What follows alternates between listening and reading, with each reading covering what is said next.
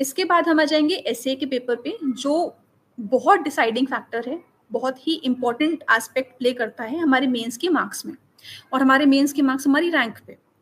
तो ऐसे में generally we have seen that the pattern keeps on changing, पर हम जनरली इसको ऐसे देखेंगे कि हम उस टॉपिक को अप्रोच कैसे करेंगे।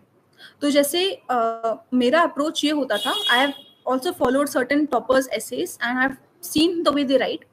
आपको ये चीज इंश्योर करनी है कि जो भी टॉपिक है आप पूरे टॉपिक पे होलसम ऐसे लिखो।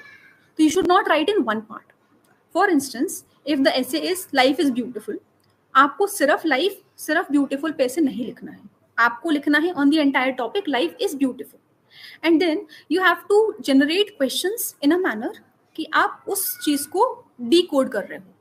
तो like what do you mean by life is beautiful? Why do you think life is beautiful? How is life beautiful? And then इसका contrast, why is life not beautiful? For whom life is not beautiful? और फिर आपका एक balance. तो ये एक broader idea है ऐसे को लेकर। ऐसे के लिए generally people collect certain anecdotes, certain stories, quotes, whatever, जो उनको लगता है कि जनरली हम इधर उधर फिट इन कर सकते हैं। That is one thing that you can do. इसमें अनुदीप धूरी शेट्टी सर ने काफी अच्छे से अपने ब्लॉग में लिखा हुआ है कि कैसे ऐसे को और जीएस पेपर्स को अप्रोच करना है। तो that is something that you can also go for.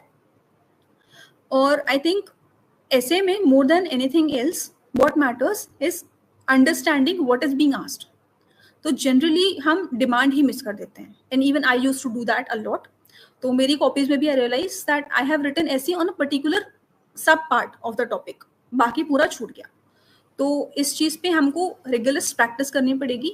Like if you have to give 26 attempt, तो आपको एटलीस्ट हर 10-15 डेज में एक ऐसे लिखना चाहिए, और वही लिखना चाहिए जो किसी टॉपर ने लिखा है। And then you can check कि हमने क्या अलग सोचा, उन्होंने क्या हमसे बेटर सोचा, और ऐसे करके यू कैन अलाइन।